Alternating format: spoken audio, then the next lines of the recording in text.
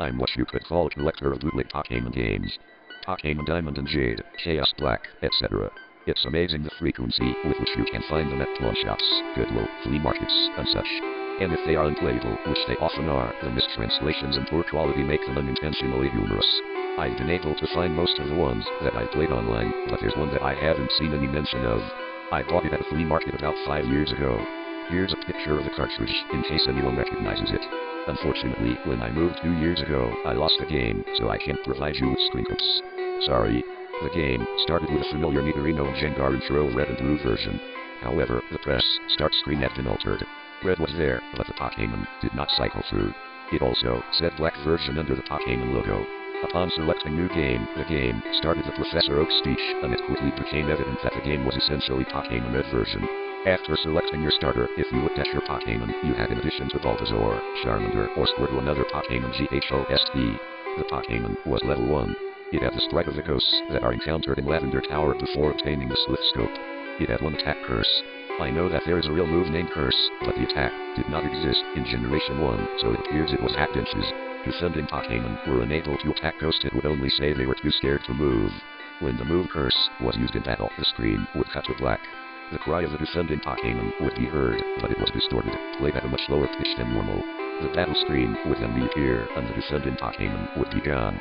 If used in a battle against a trainer, when the Pokéballs representing their Pokémon would appear in the corner, they would have one fewer Pokéball.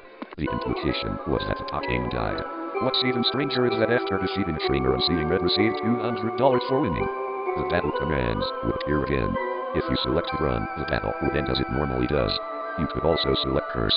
If you did, upon returning to the overworld, the trainer's sprite would be gone.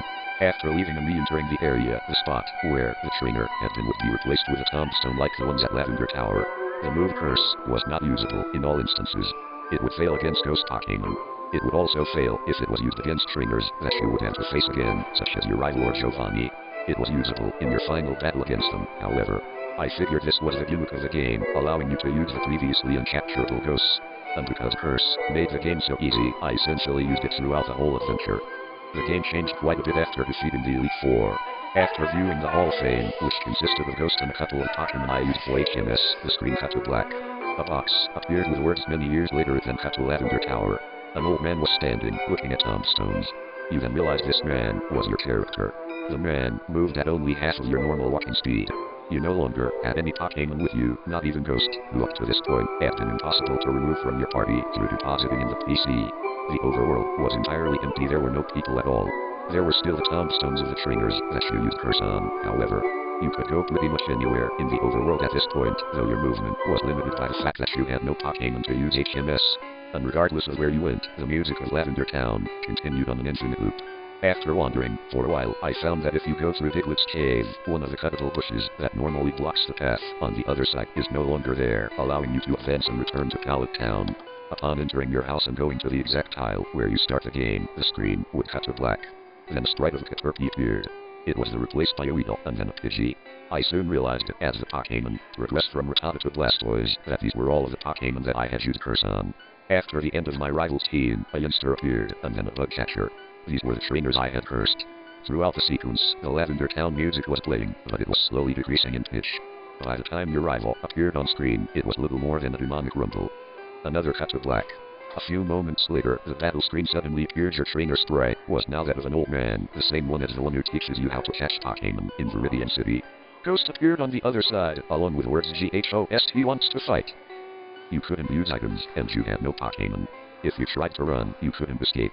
The only option was FIGHT. Using Fight would immediately cause you to use Struggle, which didn't affect Ghost but did chip off a bit of your own HP. When it was Ghost's turn to attack, it would simply say eventually. When your HP reached a critical point, Ghost would finally use Curse. The screen cut to black a final time. Regardless of the buttons you pressed, you were permanently stuck in this black screen. At this point, the only thing you could do was turn the Game Boy off. When you played again, NEWGAME was the only option. The game had erased the file. I played through this hack game many times, and every time the game ended with this sequence. Several times I didn't use Ghost at all, though he was impossible to remove from the party. In these cases, it did not show any Pokémon or trainers and simply cut to the climactic battle with Ghost. I'm not sure what the motives were behind the creator of this hack. It wasn't widely distributed, so it was presumably not for monetary gain. It was very well done for a bootleg. It seems he was trying to convey a message, though it seems I am the sole receiver of this message. I'm not entirely sure what it was, the inevitability of death, the pointlessness of it. Perhaps he was simply trying to morbidly inject death and darkness into a children's game. Regardless, this children's game has made me think, and it has made me cry.